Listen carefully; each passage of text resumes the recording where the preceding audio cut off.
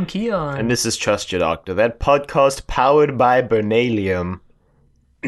That's a real element. You should look it up. No, it's not. No, like 10 seconds before we recorded this, you were like, must just be the plot device element of the week. Which it was, because then we tried to look it up and it doesn't exist. So Don't waste 5 seconds of your life Googling Bernalium. It's not real. You'll just get a bunch of Doctor Who websites referring to this serial, so... But yes, this week we watched The Wheel in Space. Yep. And it featured a wheel in space, much to Kiyan's enjoyment. Well, last week you were like, if it doesn't feature a wheel, I'm going to be upset. Yeah. And it did, it wasn't a wheel in the traditional sense. It was a spaceship, but... True, but... yeah, was it an entire, like, functioning city? Because that's kind of what I thought. There was one line of dialogue that made me think that. And it was in, like, episode 4. One line of dialogue? And I think I misinterpreted it, actually, now that I rethink about it. Yeah. But, yeah, so we enjoyed this serial, as we'll get into afterwards. I think it's just because it came after Fury from the Deep, but we might as well just jump into the summary. Episode 1. No, with episode 4. Started episode 4 for no reason, no. But yeah, episode 1, the TARDIS scan... Well, it starts with Victoria's departure. Waving goodbye again. Yeah. She's credited in the credits of this episode for whatever reason. For that 10-second clip was just taken from the previous serial anyway, yeah. But... So, okay, we should probably mention that these are reconstructions. This is the last, like, long string of reconstructions that we have. Until season 6. I don't think season 6 has too many long strings like this. Well, there's the Invasion that had 2 episodes that were reconstructions, but those are animated. Oh, yeah, the Space Pirates is all reconstructions except for 1. Okay. So that'll be the last batch of reconstructions. Yeah, that's not till 6 serials from now, though, because that's the 6th serial of season 6. Yeah. And it's the one right before the 10-episode War Games, which is going to be fun. But yeah, what were we saying? Yeah, it starts with Victoria's farewell, and then the TARDIS kind of lands, and the scanner is kind of going wonky and showing a whole bunch of different pictures. Yeah, it's showing some... It first shows some, like, warm-looking scenes, and Jamie's like, yes, finally, somewhere warm. It shows, like, a swan, I believe, or some sort of duck thing. And so it's obvious that it's broken. Again! And then the console starts smoking, and the duck's like... Oh, the fluid link is blown. We're going to need more mercury. Quick, Jamie, we got to get out of here. The doctor, I believe, says something about the TARDIS trying to warn them of something, and I was like, yeah, this is from the guy who did Edge of Destruction. The guy who wrote it, that is. Yeah. Well, David Whitaker. Maybe the TARDIS is connected to the Doctor somehow. Or maybe that's just a built-in feature of the TARDIS. Maybe, but... I don't know, the first episode kind of reminded me of Edge of Destruction. It sort of had that same creepy vibe, better. It sort of had that same creepy vibe where they're kind of just going about their business, not on the TARDIS, but on the spaceship they land on. Anyway. The Doctor said something weird that I actually made a note of. But he was like, yeah, the inside is going to become like that of a police box. Again. And I was like, wait, when has the inside ever been a police box? I remember he said that, but I don't remember that he said it would become like that again. He definitely did. I made a note of it, specifically. Okay. I made a note of all these things I noticed for once. Alright, maybe they hadn't solidified the TARDIS's backstory, so they're just like, hey, maybe it was originally a police box. I don't know. I don't know. I thought that was weird. Even though that was one of the main plot points that they set up in the first episode, that it transforms depending on where it lands, and then it's broken. Maybe they forgot. David Whitaker. I wouldn't put it past them. But yeah, now they need a new fluid link, so they have to go all the way back to Skaro. And no, I'm just kidding. Find the first Doctor, switch it with his fluid link. Turns out he actually did fix a fluid link on Skaro. It just wasn't his fluid link, it was this fluid link. Which is his from the future, from his future. But not necessarily from the future because we don't know when this takes place. Okay, yeah, no, none of that happened. No, yeah. Literally none of that happened. They just just the Doctor kind of gets knocked out somehow, which I guess I must have missed, because all of a sudden he's on the floor. Oh right, he gets knocked out, wakes up, and then gets knocked out again. Yeah. Yeah, he comes to in a while though. They land on some sort of abandoned spaceship, and They get some food, and that humorous scene about food. it was. Jamie was like, I want some food. And the Doctor was like, well, just press that button over there and it'll give you whatever you want. And I guess that was a really interesting concept in the 60s. They had something similar in the Jetsons. I don't know if And you've Star ever seen Trek. it. The Replicator. Tea, Earl Grey, hot. But yeah. It kind of makes sense the Doctor gets knocked out and then knocked out again. Because you know how they say if you get concussed, it's like easier to get concussed again? Yeah, I guess. So maybe that's just me trying to make sense of it, but... Oh, we forgot to mention the super important thing the Doctor took out of the TARDIS while they were leaving. Right, the time vector generator. Suitably sci-fi name. They're probably just like, what are 3 words that sound cool together? But yeah, it becomes a major thing later. What does it do? I mean, it's some sort of... It generates time vectors, duh! Obviously. Jeez. Come on, Kiyan. But yeah, as they're on this spaceship... This robot. Yeah, this robot is kind of doing its own thing on another part of the ship. And, I don't know, it's kind of creepy. Because like I said last serial, I always find the creepiest things when there's like something evil or wrong going on, but it's right under everyone's noses. So, yeah. This pulled it off pretty well. Understandably, it's from David Whitaker, of Edge of Destruction fame. More like Evil of the Daleks fame, because that was a better serial. But we'll always remember Edge of Destruction as that one serial where everyone was out of character and that wasn't good and stuff. Yeah, okay, fine. But anyway, this robot is in the control room that Jamie and the Doctor are trying to get into because they're trying to find out, what's up with the spaceship and why it's abandoned and everything. And so the robot ends up coming out. I guess the Doctor gets knocked on the head somehow.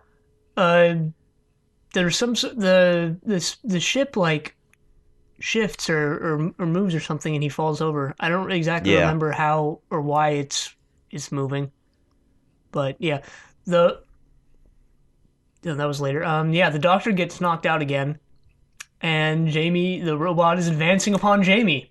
So Jamie uses the time vector generator and destroys him. Yep, we're counting that on the death count. Good job, Jamie. Blood-soaked hands. He probably killed hundreds of people in the war in Scotland. I doubt hundreds of people. I doubt it. Tens of people. Possibly. But yeah, at the end of this episode, we see some eggs floating off into space. Well, not quite the end of the episode, because then there's the scene where they want to destroy the spaceship, and you're like, oh right. Boy, what's going to happen? Yeah, there's an actually manned spaceship somewhere near the space station thing. The wheel we were talking about before. They apparently the spaceship the Doctor and Jamie are on is 8 million miles off course or something like that, or 80 million. Yeah, something like that. And they want to destroy it. Because there's no radio contact. That's where episode 1 ends. And episode 2 starts with Jamie. I didn't get exactly what he did. If I remember correctly, he used the time vector generator to like SOS the other spaceship. Yeah, that's what I thought. And I was like, wait, is he just blowing holes in the wheel now? Or does the time vector generator have a second purpose? It doubles as a flashlight. That would be really bad design.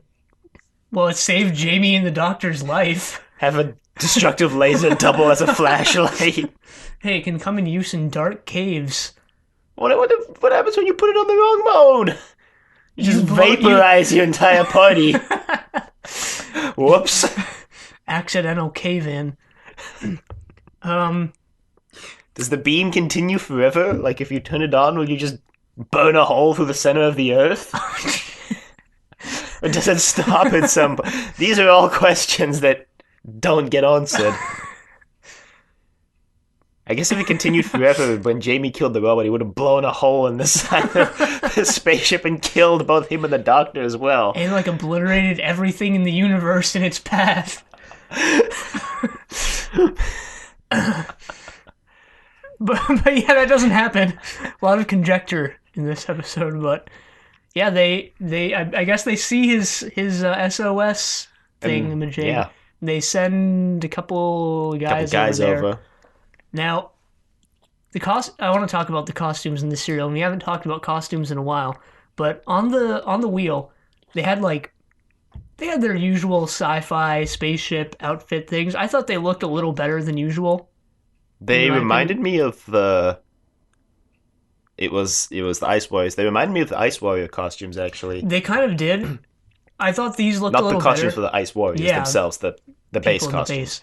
I thought they did too, but I thought these were better because they had like that certain texture or whatever that made them feel more high quality, or than the other one than we've seen. Yeah, the Ice Warrior ones look like spandex, but. And then they have the spacesuits, and I read, and I don't believe this, but I read that they reuse these spacesuits in Star Wars. Now, that's on the wiki, and I just don't believe that at all. You know, actually thinking about it, I have seen a picture of the spacesuit in Star Wars. I remember seeing a comparison picture. It was like an album of images of props used in one show and another one, and it had a picture of, the spacesuits in this serial, and then it in Star Wars, but I think it was used in on a minor character who shows up for 5 seconds. I can't remember. Maybe I'm misremembering things. Some Biggs and Wedge. No, I don't know. But yeah, no, I'll look into that. Yeah. Because when you first read it, you're like, what? That's not possible. That's just no. That's just no. There's something else I wanted to say. I'll remember it, possibly. But yeah, so Jamie and the Doctor are taking over to the wheel, and the Doctor's still knocked out, so they both go to the sick bay or something. And there's a medic. Gemma Corwin.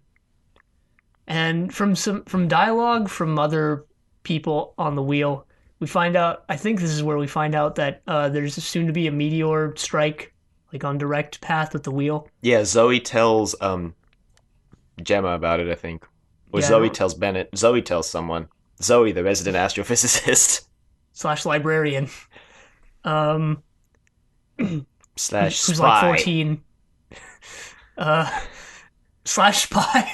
Well, she tries to, at the end of the serial. We'll get there. But yeah, so following the base under siege formula, Jarvis, the first in command, is going insane, kind of. Not yet, really, but later.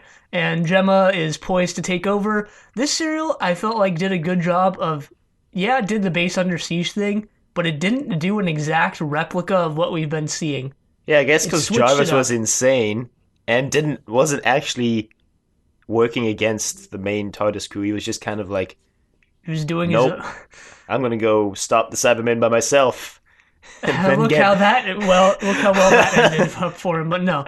I don't know, it switched up the formula a little bit. Yeah. While still doing it slightly. So that's nice. Since we've been seeing the same thing for a couple weeks. But anyway, so Gemma does, I guess, some sort of evaluation on Jamie to see that he's okay. And she thinks it's pretty sketch because she finds out Jamie hasn't been in space long. But at the same time, he's lying. But other than that, he's good, because Jamie says the reason why, he doesn't remember the past, 2 weeks, quote-unquote, on the spaceship is because he had the flu. But Gemma was but his temperature was, completely normal, and there was no evidence of a flu. And also then when she asks him what the doctor's name is, he, looks over and sees a medical equipment that says John Smith and Associates on. He's like, Dr. John Smith.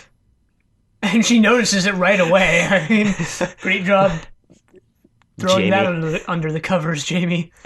Yeah, we should make a note that this is the first time that John Smith alias appears, and it becomes a favorite of the Doctor. It's every time in the reboot where he needs a human identity, he's Mr. John Smith. So, good job, Jamie. Jamie being memorable again. Making his mark on the Doctor. So, Jamie wants a. I don't know if he wants a tour of the base, but he's getting one. So, Gemma tells him to go find Zoe, the librarian we mentioned before, and she's gonna show him around. And as soon as she shows up, I'm like, yeah, she's gonna be a companion. It's obvious right as soon as she shows up. Like, there's just no question about it. Just every young girl is a companion now. Yep. Except that one from what's it called? The faceless ones who we thought was gonna be a companion, and then wasn't. Yeah. You have to admit it was pretty obvious. Like, Victoria just left, and now we have Zoe. It was pretty obvious. Zoe is really snarky, and she's smart, and she looks down on people who don't have her same level of intelligence. Like Jamie. I felt really bad for Zoe in this serial. Well, yeah, after what happens later, where her whole identity comes into question. Yeah, I felt really bad for her, and I was like, wow, that's really dark. It kind of is, I mean, now that you think about it. We'll get there in a second, because I was in, like, episode 4. Yeah, and so when Jamie first walks into the library/physics room, wherever it's supposed to be, Zoe's like, "You're wearing female garments." I thought that was pretty humorous. Well, you knew that was going to come around eventually during Jamie's run. You knew it was going to happen. I guess. Which begs the question, when does this take place? Do they not... Sometime after kilts have been... out of fashion for enough years for people to forget that they existed, yet at the same time well, that kind of makes sense with the fact that other stuff happens later that they should have remembered, but didn't. Maybe this is an isolated space station that just has existed since before the moon base, so it doesn't know anything that happened since then. Even though they have radio contact with Earth. Everyone on Earth is just like, well, I guess we're not going to tell anyone on the wheel anything. Episode 2 ends with those big egg things that have attached to the wheel opening and revealing the Cybermen inside. Well, it doesn't necessarily reveal that they're Cybermen. Okay, well, it does right at the beginning of episode 3. 5 minutes into episode 3, you find out that the Cybermen then. Yeah, but you would have been in suspense for a week if you were watching this back in the 60s. Or if you just paid attention to the eggs and saw the handles on their head. Hey, in that silhouette. It's not that obvious. I think you just saw it because you already knew before. That's true. But yeah, I hated how, well, like as we said, the Cybermen emerged from the eggs, but and I couldn't tell they were Cybermen at least, but the episode credits reveal that they were Cybermen, so I was like, wow. And then episode 3 starts with Cybermen, so I was like, yeah, that's all right. But yeah, apparently there's Cybermen on the ship that the Doctor and Jamie were on. Somehow. Yeah, maybe that robot was like a Cyberman scout, and the previous crew of the ship was the ones turned into the Cybermen. Because like there were only 2 Cybermen on the station, right?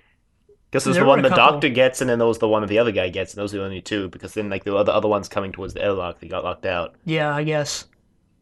And the weird other non-Cyberman robot thing probably, I'm guessing, wasn't even there because they were contacting him over a radio or whatever. But yeah, they contact this weird-looking thing.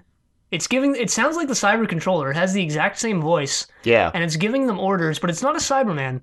And I'm guessing they're setting this up to use later or whatever, but they don't really ever explain what this thing is. Yeah, the wiki refers to it as the Cyber Planner, which, I don't know. I'm guessing it comes up later, possibly season 6. Yeah, probably, I would guess. I mean, they're using the Cybermen a lot in Second Doctor's run. Second Doctor, Era of the Cybermen. Kind of, yeah, I mean... If the first Doctor was the Era of the Daleks, then the Second Doctor would be the Era of the Cybermen. Yeah.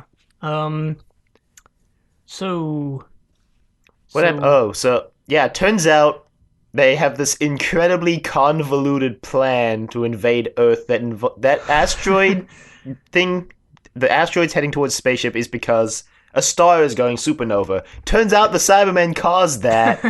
We also forgot to mention that Jamie decides to sabotage the laser again because they're going to destroy it at the end of episode 2. Right, they were about to destroy the spaceship with the TARDIS on it. And Jamie's like, no, you can't do that. And they're like, well, why not? And he's like, well, you just can't. And he doesn't want to tell them about the TARDIS. So he decides to use plastic spray on the laser control panel and destroy it. Not destroy it, but render it useless for a while. Yeah, which kind of throws a wrench into the Cybermen plan because they sabotage the beryllium to disable the laser. And then the people are going to go to the spaceship and find the beryllium and bring it back with more Cybermen inside. Instead of beryllium, like in the crates or whatever. Yeah, so they can take over the spaceship, ultimately leading them to take over the Earth and run it dry for its minerals. Like they tried to do in the 2 appearances, except for 2 of the Cybermen. So. Well, in their defense, they've tried the straightforward approach. It didn't work.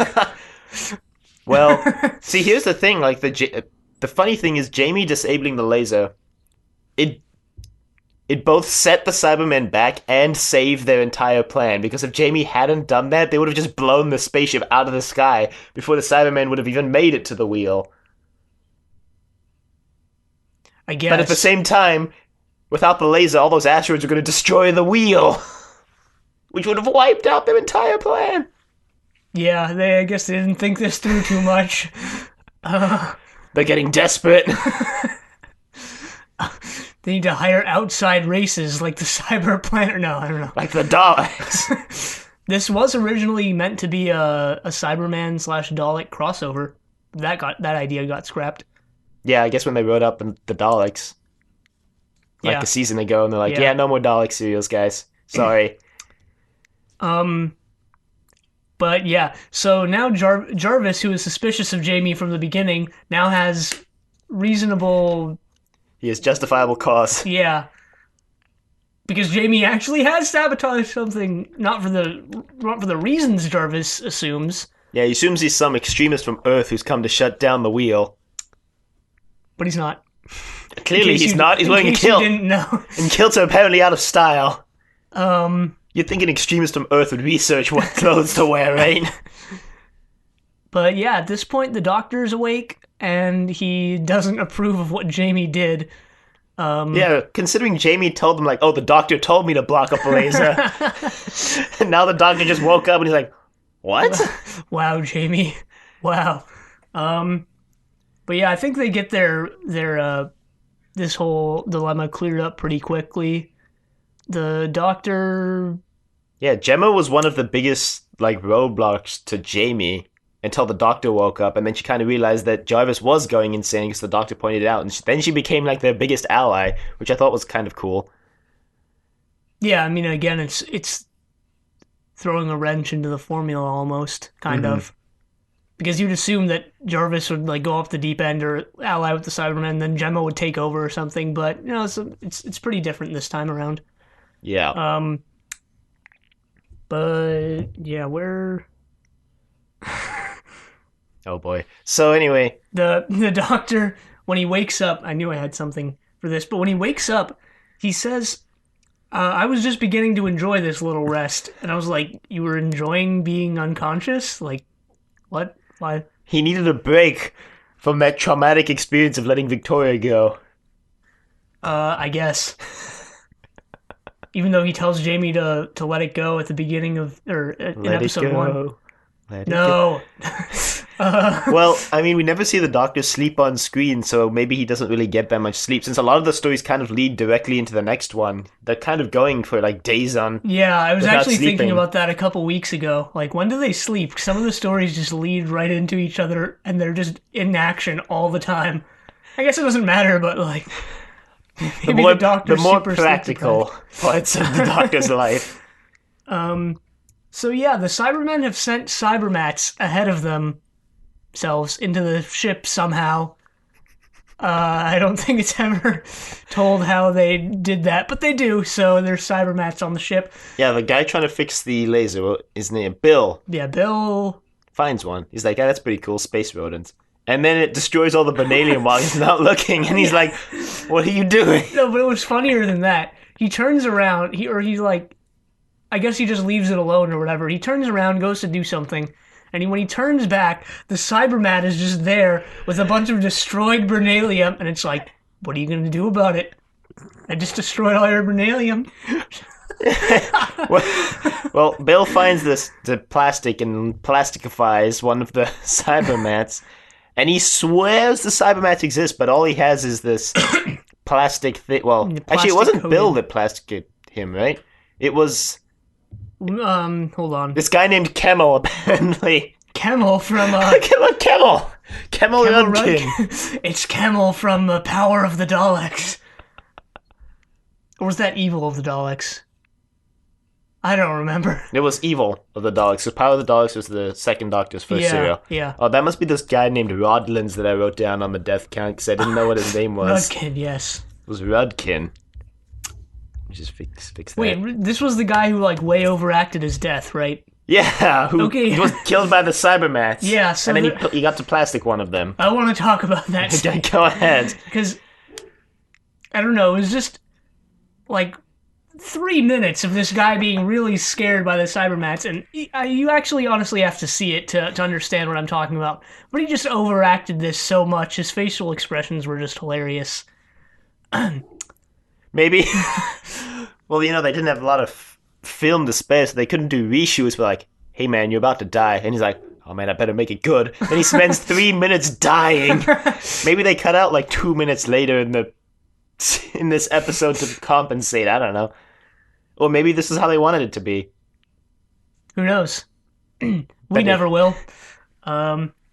They take the plastic Cyberman. Well, Matt. Zoe takes the plastic Cyberman, to the Doctor. And he's like, wonder what this is. And Zoe seems unable to think of a solution. And the Doc's like, we could just use the X-ray machine to look inside. She's like, wow, why did I think of that? And then Jamie's like, yeah, why didn't you think of that, Zoe?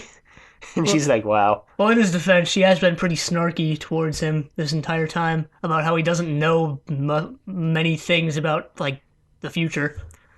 So yeah, the Doctor finds out that it's a Cybermat, and he's like, oh, this is a grave situation we're in.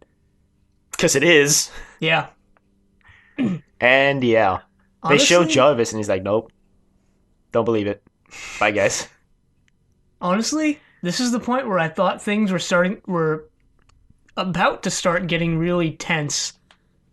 But honestly, I didn't feel much tension, even though in the later episodes where things were coming to a boil or whatever. Like, especially in episode 6, where I thought it was going to all lead up to some intense, amazing thing. But I don't know, we'll talk about that when we get there. The resolution, though. So... it works. They get the Cybermen on board in the Benalium crates. This is episode 4 now. And they're like, all right, cool, let's go set up this X-ray laser so we can blow some asteroids out of the sky. And the Doctor, Gemma doesn't want to allow him to stand up. He's like, nope, I'm going now. We're going out. And Jarvis shows up and is just okay with this. He's like, all right, give him a tour guide. Like, okay. But the Doctor's trying to convince everyone the Cybermen exist, and they don't seem to know who the Cybermen are. Yeah, which begs the question, when does this take place? Obviously, it's far enough in the future that they don't know what kilts are, and obviously it's also far enough in the future that they forgot the Cybermen tried to take over Earth. Twice.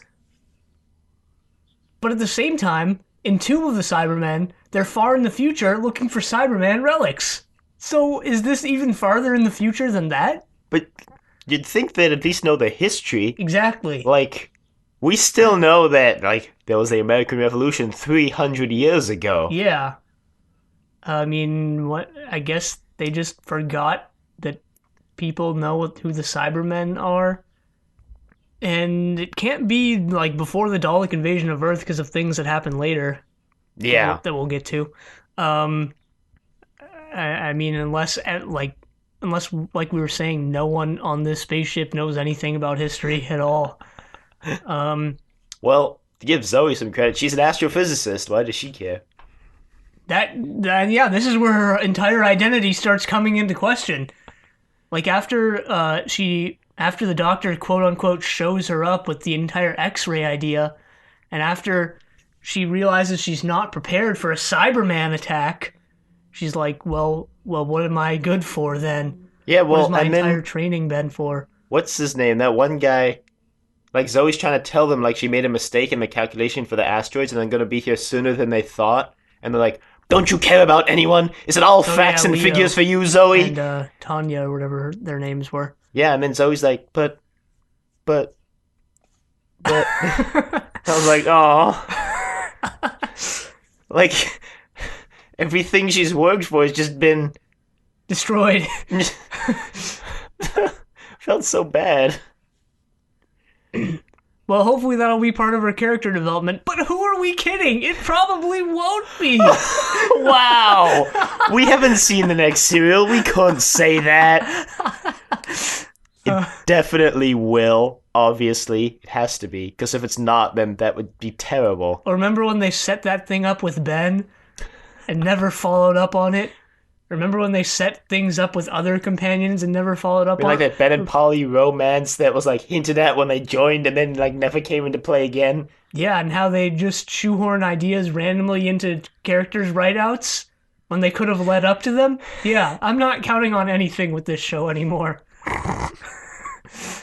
Not trying to say it's bad, but I'm just trying to say, like, I'm not getting my hopes up for this. I am. Only for them to be dashed yet again. Yes, because that's exciting. At least if I have good expectations, I can go into the serial. Unlike Fury the Deep, where I'll go in with good expectations, like, ah. But if you go in with good expectations, it's easier to get through it. Like, I went into this one really excited because I had spoiled who the villains were for myself while checking to make sure we had the non-reconstruction version of episode 3. We did. Spoiler, we did, but... So, yeah. That's basically all of episode 4. Yeah, Just kind of the doctor trying to convince them not to do anything. Doesn't episode 4 end? No, that was episode 5. It ends with them going into the landing bay or whatever. Yeah, so episode 5. They figure out the Benalium was all part of the Cyberman ploy, and the Cybermen are actually definitely on this ship because the Doctor and Jamie see one of them. And yeah, the Cybermen are using their mind control thing again on some of the people on the crew. Yeah, they already had previously done that to get the people who went over to the abandoned ship to bring them over. Yeah, and then Gemma reveals they have some sort of like implant in them that can be used to resist mind control, which then begs the question, what kind of alien species have you encountered that uses mind control that you had to put in that? Hey, maybe they were just taking precautions. Against the Cybermen who they didn't know existed? Yeah. Maybe they were just like, hey, maybe some alien species will one day try to control our minds. Genius. And then it didn't work because they still needed the other metal plate things or whatever. Yeah, I guess they needed to activate them or something, which is a massive flaw in the design. I just thought they just didn't work and they needed the metal plate things, kind of like a tinfoil hat. Oh, I thought they needed to like activate them, but yeah, it's not important. So then Lalham dies. Right. A lot of people start dying now. Chang, Bill, I forget how they died, but they do. We haven't mentioned them at all, but they're dead now. There's just a body, and there's this great reconstruction text where it's like the Cyberman throws the body on the floor and walks over to the communication device. I was like, wow. Yeah, Lalham died. Lalham's the guy who got killed by them starting an argument, and then one of the guys just pulls out a gun. Kills him. Yeah, I think this suit did a good job of making the Cybermen kind of scary again after their appearance in the 10th planet. They're kind of a joke in the moon base. Too bad the Cybermen was good. Yeah, I mean, after a villain tries to go after the Doctor again and again, like the Doctors... Not the Doctors. The Doctors. The Doctors go after the Doctor, no. After the Daleks, I said this before, I don't remember if it was last week or the week before, but like the Daleks at this point, when they show up, you're just like, haha, the Daleks are trying to win again. And the Cybermen are starting to appear enough where I think that same thing.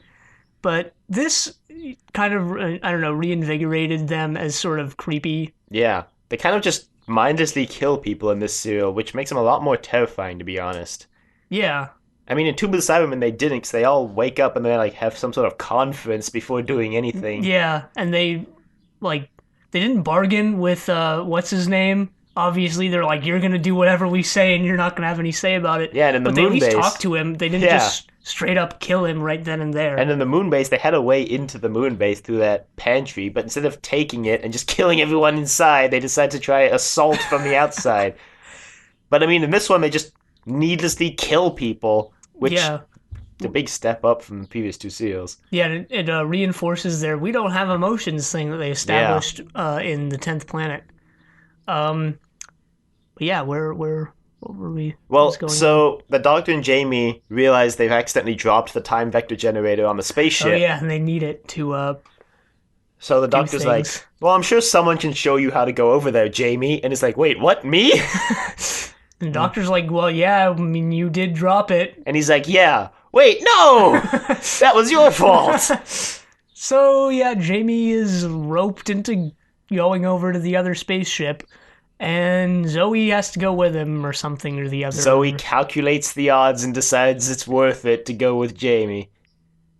Yeah, something like that. I feel like there was an implied romance between Jamie and Zoe. Yeah, I mean, I wanted to say that, but at the same time, you know they're not going to follow up on it. It's going to play out like Ben and Polly, isn't it? Yep. Hey, maybe we'll be surprised. But that would be nice. For once. No, I'm just kidding. Hey, I was surprised they went with sentient seaweed last week, so like that. It wasn't a good surprise by any stretch of the word. But yeah, they go over to the spaceship, get the time vector generator, come back. But meanwhile, they're the base people, Leo, Tanya, was that her name? Something like that? Yeah. I don't remember. But yeah, they decided they need to fire on the asteroids, so they do. Leo and Tanya definitely had something going on. That was more than an implied romance.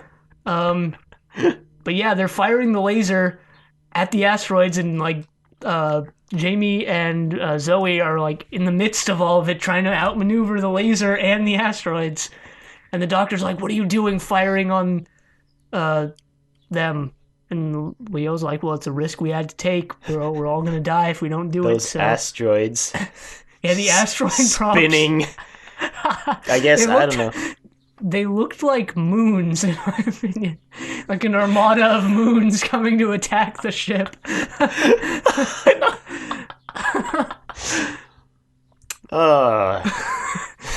Hey, they worked with what they had. An armada of Cybermen-infested moons. So Gemma dies. Yeah, there's a Cyberman on the base, as we said before, kills her. But not before Gemma can warn the control center about the Cybermen planning to poison the oxygen supply, so... And they don't believe it. I think. No, well, the Doctor... Well, she tells them to switch to auxiliary oxygen, and they do. But I don't think... The Doctor has to convince them to do so. Yeah, because I don't think they knew Gemma died. They heard her say that, and they didn't know she died. Yeah. And the Doctor did, because he was watching the screen, along with, like, Leo and that other girl. But the other guys working the communications didn't know that. Well, the Doctor had to tell Leo and Tanya that she died. Yeah. Later, because... or maybe it was now, I don't remember. But yeah, she's dead. Meanwhile, Jarvis is off doing his own thing. He decides he's gonna go take down the Cybermen, and he also dies. Yep. Oh yeah, that was the scene they were watching. The Doctor and Leo and Tanya were watching it, and the Cybermen's like punches him and picks him up. Yeah. And throws him on the ground. Yep. It's like, whoa. Ruthless Cybermen.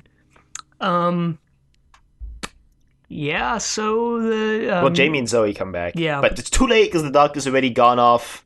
The Cybermen have figured out that the Doctor is the one on the spaceship who has knowledge of the Cybermen.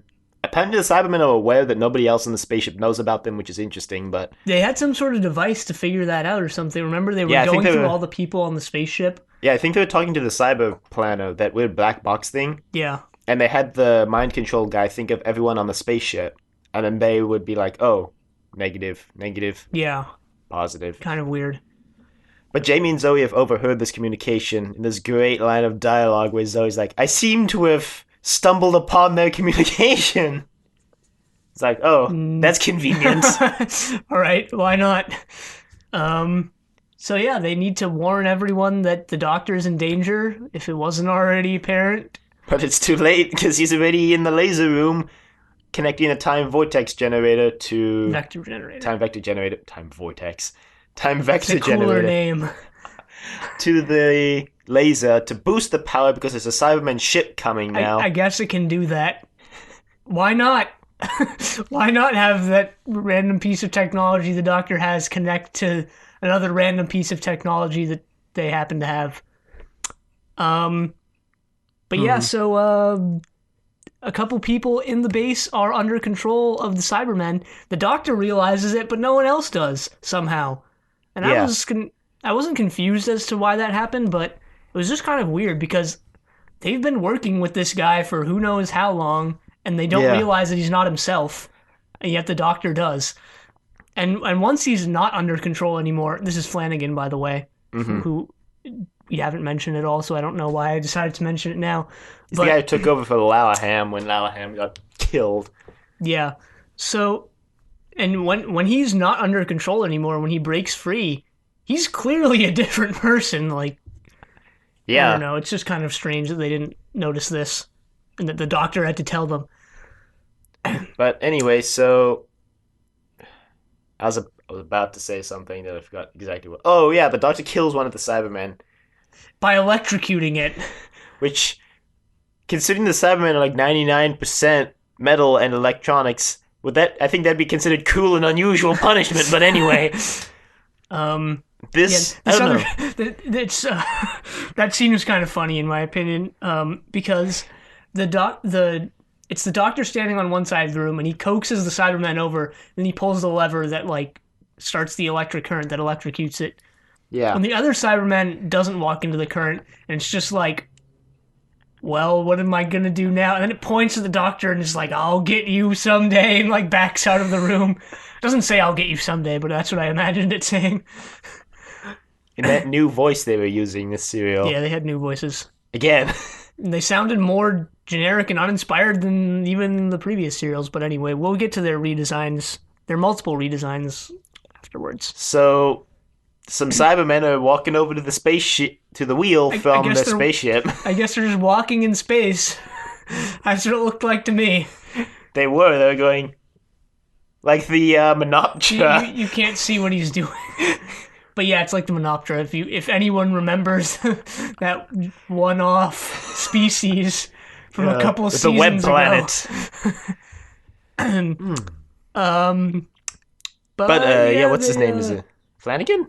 Flanagan?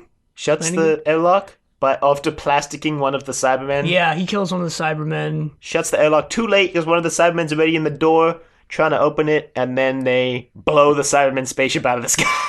Yeah. And those three Cybermen just get sucked out into space somehow. Yeah, and that's how they beat the Cybermen. I was disappointed that there wasn't some big confrontation. Like the ultimate confrontation it leads up to is this one where Flanagan closes the airlock. I mean, it could have led up to something bigger, in my opinion. Not that it ruins the entire thing, not that it makes it bad, but I don't know. I just felt there could have been some sort of ultimate thing where everything comes to a boil or whatnot. But anyway, that's how they defeat the Cybermen this time. Mm-hmm. Cyber Planner, I guess, isn't heard from again. Maybe he is, because maybe he wasn't on that spaceship and he survived. I don't know. No, I mean, he's not heard from again within this serial. Oh, yeah, because they blew up the space. And then they just stopped communicating, I guess. Yeah. So they've saved the day yet again. Unintentionally. Again. They just kind of showed up and saved the day. They usually do. So just an idiot with a box pulsing through, helping out. Thanks for that quote, 12th Doctor. So, yeah, Zoe is still distraught over how she wasn't able to do anything against the Cybermen and how she's not prepared for anything, even though her training has led her to know tons of facts about physics and stuff like that. Yeah, physics! And Jamie and the Doctor leave. but Well, not before. Jamie tells Zoe, like, I just can't tell you what the TARDIS is, okay? I just can't tell you. She's like, why not? And he's just like, well, nope. I think Jamie just doesn't want another Victoria, because I don't think he wants to go through the pain of having to say goodbye to someone he was so close to. Yeah, exactly. That's what I thought. Yeah, Kind of Jamie character development. subtle, It was subtle, which is but good. it was good. It wasn't so subtle that we didn't notice it. Victoria. But Yeah, but so Jamie and the Doctor are about to leave, and the Doctor notices the trunk closing and is like, Zoe. I thought it was a coffin for a minute. Why would the Doctor have a coffin on board? Hey, you never know. I mean, he has a bunch of other weird stuff. Looked kind of like a coffin. I thought it was that trunk that, like, he pulled that big fur coat out of in Abominable Snowman. It probably was. With that bagpipes that Jamie wanted to play. Yeah, it probably was. If Jamie doesn't play the bagpipes before the end of his run, I'm going to be sad. But yeah, so they go over to the trunk and they open it, and surprise, it's Zoe. Didn't see that coming at all. What? It's Victoria.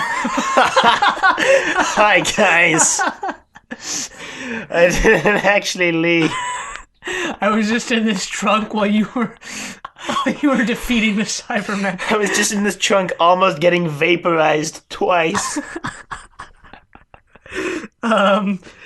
But yeah, it's Zoe, and they're like, Zoe, what are you doing here? And she's like, I want to travel with you guys because I want to know what the TARDIS is, and I want to reaffirm my identity. And Jamie's like, no, you can't. And the doctor kind of discourages her from doing so as well. He asks her if she's ready for the dangers they need to face. Yeah, I think that's because Victoria was like, I don't want to be in danger anymore, and the Doctor kind of realizes, like, his adventures put people in danger, and they almost die a lot, and he doesn't want them to go into this without knowing that. Yeah. So he takes out some sort of device that lets his thoughts be projected on a screen. I don't know if they've shown this before. I feel like they have. No, but they might have. I don't know. The helmet thing he put on seemed vaguely familiar, but I don't know why. Yeah, I don't know. But yeah, so he projects onto the screen a scene from Evil of the Daleks. Was it Evil of the Daleks? Because it was the one Victoria was introduced in. It was the scene in the shop where the guy found out that the old guy, Waterfield, was working with the Daleks, and he's like, "Who are you?" And they're like, "Who are you?" And he's like, and then he gets shot. Yeah. Which we're not going to count on the death count a second time because that would be silly. Surprisingly, that's also, like, in this, that footage wasn't in the actual serial. It was a reconstruction, so this is actually the only surviving footage of that scene. Yeah. Surprisingly enough. But yeah, that's what Zoe has to prepare for, and that's where season 5 ends. I thought it was a pretty good cliffhanger, to be honest. Yeah. Like, will Zoe join the TARDIS crew? Which you pretty much assume she is, but... I mean, it'd be pretty disappointing if at the beginning of season 6, she's like, I'm out, guys. I can't take this. It's still a good cliffhanger. Yeah, it is. Like, instead of ending on introducing a new companion and them going off to new adventures, kind of introducing someone who might be a companion, but not telling you for an entire... like break between the seasons until telling you whether or not they actually join. Yeah. So that was season 5. And since you brought up the break between the seasons thing, I kind of wanted to mention, like, I think I vaguely remember us talking about this before. But the seasons last a long time. Like, the seasons are like 35 to 45 episodes, so that's like a season's almost a year for these seasons. This is and they take a couple aired in April to June, and Dominators, which is the next serial, is aired in... So this serial finished in June, and then the next serial starts in August. Yeah, so they only take a little bit of a break before doing another year-long season. Yeah. Which is surprising. I mean, it's very different than what we see today. Mm-hmm. I want to say it's because their budget wasn't that high, so they produced more. Well, at the same time, their episodes are shorter, so... But still, it's still much longer. Yeah. But I think maybe that was just how television was in that day, so Doctor Who kind of conformed, and then as television changed, so did yeah, Doctor Who. yeah. I mean, that's understandable. I mean, I wanted to say that their budget wasn't that good, so they're making more Mm-hmm. episodes to compensate for that. But at the same time, was this a bad budget back then? I don't know. I mean, I feel like they have a better budget than when they started. Like their well, yeah, budget is definitely. probably definitely increased since Unearthly Child. Yeah, of course, but I mean, I don't know. I guess it's just how television was. Yeah. Um, Not a big deal. It's just interesting. Mm-hmm. But yeah, why don't we talk about this serial? There are a few things I wanted to mention Yeah, a before couple we notes jump I into have like written season down 5. that I didn't mention. Yeah, like this was the first serial in a while to take place on a spaceship. Yeah, Like this is since the first pre-Tomb one. of the Cybermen. Pre-Evil of the Daleks, actually. Yeah, like we haven't seen a spaceship serial. I think they're probably since Season 4, at least. was there one in season 4? We should probably check. Like I don't know exactly when the last one was, to be honest. Um, Well, the moon they've base. had bases on. Well, I'm not going to count the moon base because then you'd count like things like Tomb of the Cybermen. It's not. It's like sort of a base, but so back in season. Hmm. Hmm? Well, there was the Sensorites. That was like season 2. That was season 1, actually.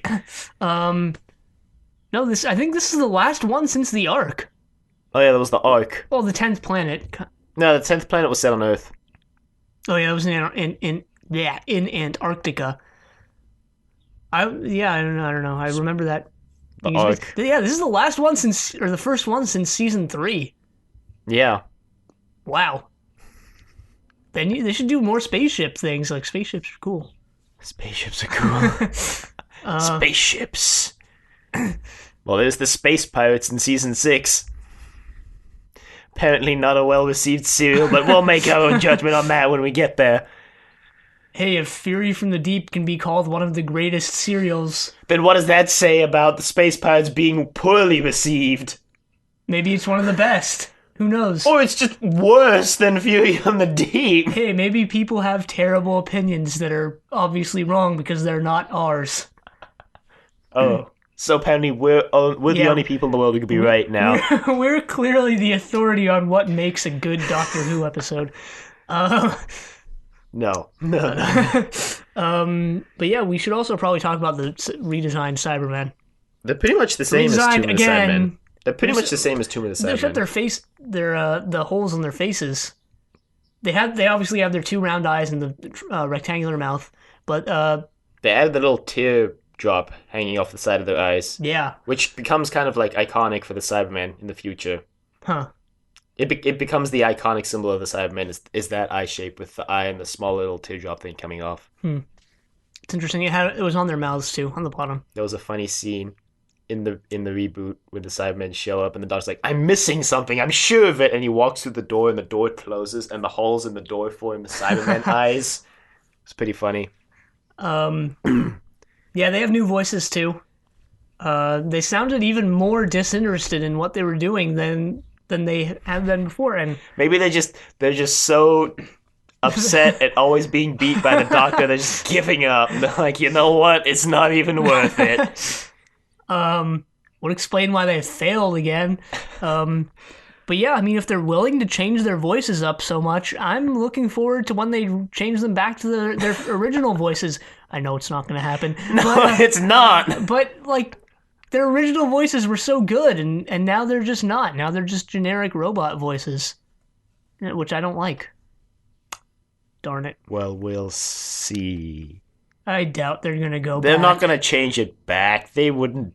That would be regressing backwards. No, it would be regressing back to the goodness of the past. What? Because they were good originally, and now they're not. So it would be a step backwards in the right direction. What? You know what Whatever. I mean. Their old voices were good, that's all I'm saying. And apparently they hatch from eggs. Like, I don't know. I I guess thought there was those were some kind sort of of like some sort of. cryopods. I thought, I thought there was some sort of transportation system to get them from the spaceship to the wheel quicker. I Like don't when know. they were moonwalking, they were going real slow. Yeah, I mean, it was. I liked it because, kind of like Edge of Destruction, it was a creepy, kind of out there concept that didn't necessarily need to be in the cereal, but it's like, well, why don't we put them in eggs? That should be creepy and cool and stuff. And unlike Edge of Destruction, it worked out okay. Um, but yeah, yeah. Let's see if I had any other. Oh, I had one note that I wanted to make note of. Was it episode 5 didn't. The first scene of episode 5 wasn't the final scene of episode 4. Unlike it's the way it's been for like 2 seasons, 3 seasons Huh. since this last That's happened. interesting. And I don't. I remember noticing it because it was completely different. It was like the season episode 4 ended with the Doctor and Jamie in like the hold, and then episode 5 picks up they've already escaped. So I thought that was interesting. I made a note of it. Yeah. That's all the notes I Um. needed to talk about. So yeah, overall, good serial. Changed up the formula we've been seeing for season 5 enough to enough so that yeah, you realize it's basically the same formula, but at the same time, it's something different Yeah, other than like Fury of the Deep, which was literally just Web of Fear again. but worse. Um, So yeah, let's do a little season 5 retrospective since we've been doing that past 4 times. yeah. Honestly, I'm disappointed. Oh, I like the serial. Oh, I also wanted to say maybe we just liked this because it came after Fury from the Deep, like kind of like how we liked the Ark because it came after Massacre. But I still think I probably would have liked this serial I think this was regardless. probably at least the second best serial this season. I feel like Yeah, this was the best Base Under Siege serial, so that kind of just leaves was it better than Tomb of the Cybermen?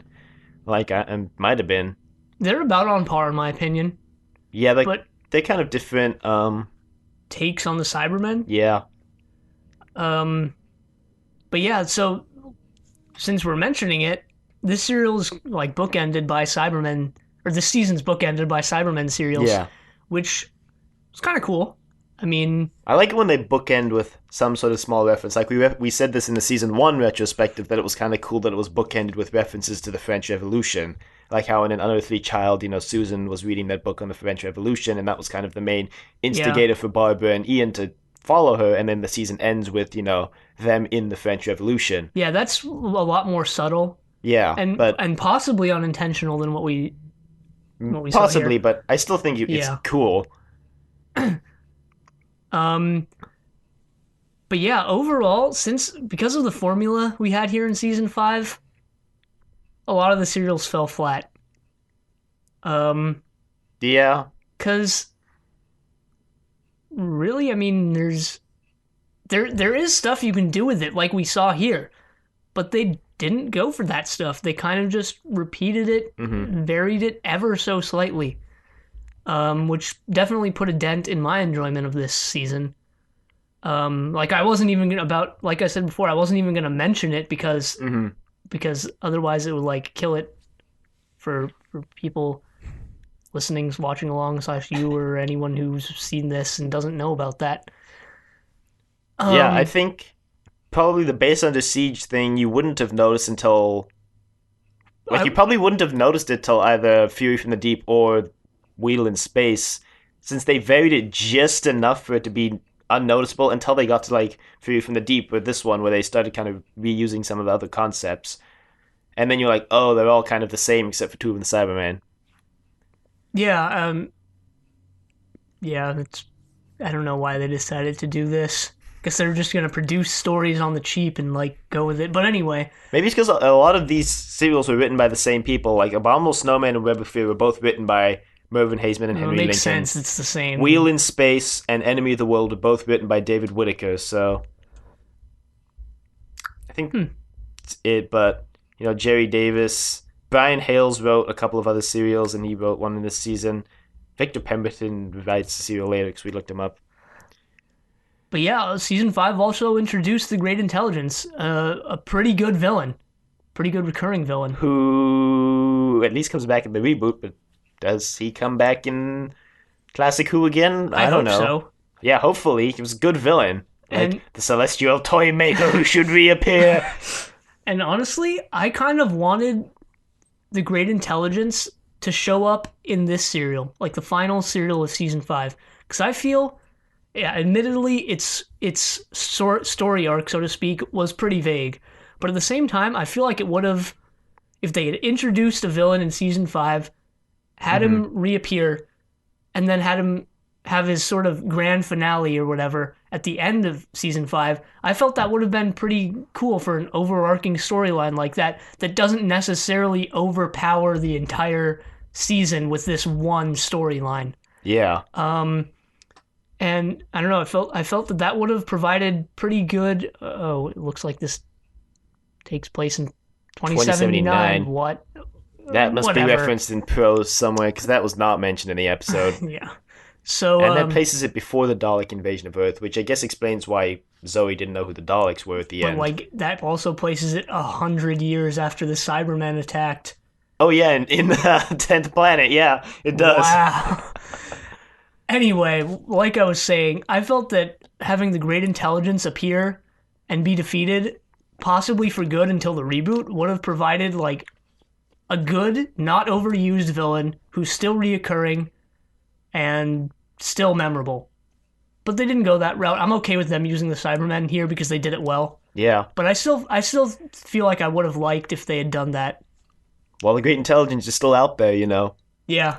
Unlike Abominable Snowmen, they left it open in Web of Fear to come back, I guess. So, season 5 as a whole, I felt it was just a string of mediocre serials, like, just okay. Compared to, like, season 4. Kind of like a wave, because, you know, it started good with Tomb of the Cybermen, kind of dropped off a bit in Abominable Snowman, dropped off more in Ice Warriors, kind of started going back up with Enemy of the World, peaked again at Web of Fear, dropped again for Fury of the Deep, and then peaked back up again at Wheel in Space. At least they alternated between good and bad. I guess. It contained my least favorite serial ever, Fury from the Deep.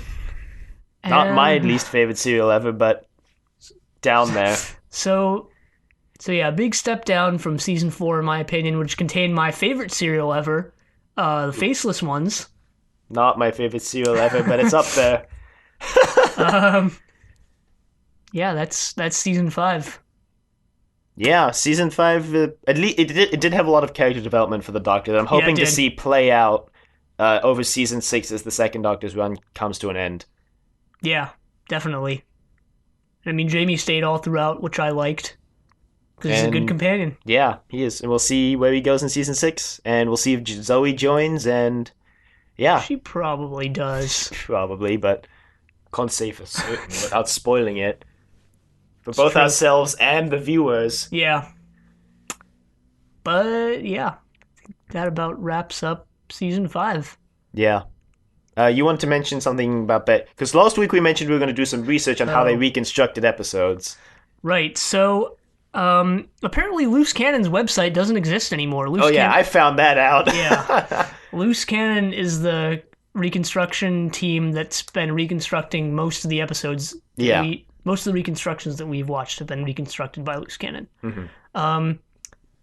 And in case anyone's watching along or has watched these before, Loose Cannon's reconstructions have the black text boxes at the bottom, and other earlier reconstructions, because Loose Cannon is more recent, have the purple text boxes with white text.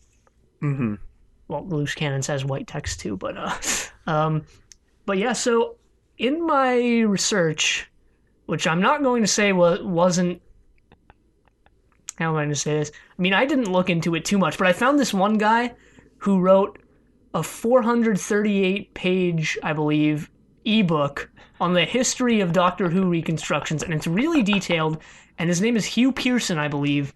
And we can put the link to the book on the site. It's available for free online. Well, we should make an interesting things tab on the website, which I'll do later today. Yeah, I'll put it before on this episode goes out. It'll be up on the website. Yeah. So yeah, I obviously didn't read all 438 pages of that. But I definitely skimmed it and stuff, or read sections of it. And like we were talking about last time, before Loose Cannon, from what I gathered, it was mainly just individual people reconstructing episodes. Huh. And like the ones with the purple text boxes, for the most part, I believe, have been reconstructed by a single person, like this one. Huh. And it wasn't. And I know there's some sort of reconstruction committee within the BBC. I'm not sure if that's it with that has to do with actually reconstructing episodes, or if they like monitor reconstructions and stuff. Because I know that reconstructions, since they're handled by other people or other companies, are technically copyright infringement, but the BBC just tolerates it. Like, if they wanted to, they could sue, but obviously they're not going to because they sanction it or whatever. But Plus, it would be silly to sue something over something they're not really making any money off of. Yeah. But yeah, previously, and I saw these screenshots in Hugh Pearson's book, from the older reconstructions from the 90s and early 21st century. Those reconstructions had sort of disclaimers in the opening credits, not credits because there's no credits in the opening, but the opening, where it would say, if you paid for like, this is free content, if you paid for this, contact whoever and let them know, because it's supposed to be distributed for free. So sort of a reversal there. Like, yeah. But yeah, apparently back in the 90s or whatever, if you wanted to get these reconstructions, you would have to email or even mail, I guess, the people who were making them, and you were only supposed to pay for the cost of the shipping and the tape that it was supposed to be recorded onto, because obviously the person reconstructing isn't supposed to make money off of them. Yeah. So I thought that was kind of interesting. Quite a hassle. Yeah, but I mean, if you like Doctor Who, you want to experience some of the old serials that got wiped, then... Yeah, I mean, people did it. People who really wanted to watch these serials. Yeah. Yeah. So that's kind of interesting. Makes me believe, like, kind of what you were saying last week, that, yeah, maybe the reconstructions, even from loose cannon, aren't handled by, like, a bunch of people working on something at once, because single individuals have done this. Yeah, so that's pretty interesting. And I think that about wraps up this episode. Yeah. So, no emails again, but... Why do you say, that's every week? Well, it shouldn't be every week. I don't know. If you want to break that trend, email us at thedoctor@decorativevegetable.com. Also, the website is decorativevegetable.com. We'll have a link to that ebook posted, and... If you have a lot more patience than us, maybe you want to read it. Maybe some other cool things we've found while looking up things to put into our episodes. And rate us on iTunes if you like the show, and check us out on iTunes. Yeah, and check out the Facebook page. Interesting facts usually go up near the end of the week, Thursday, Friday-ish. Next week, we start Season 6 with the Dominators. So until then, the end.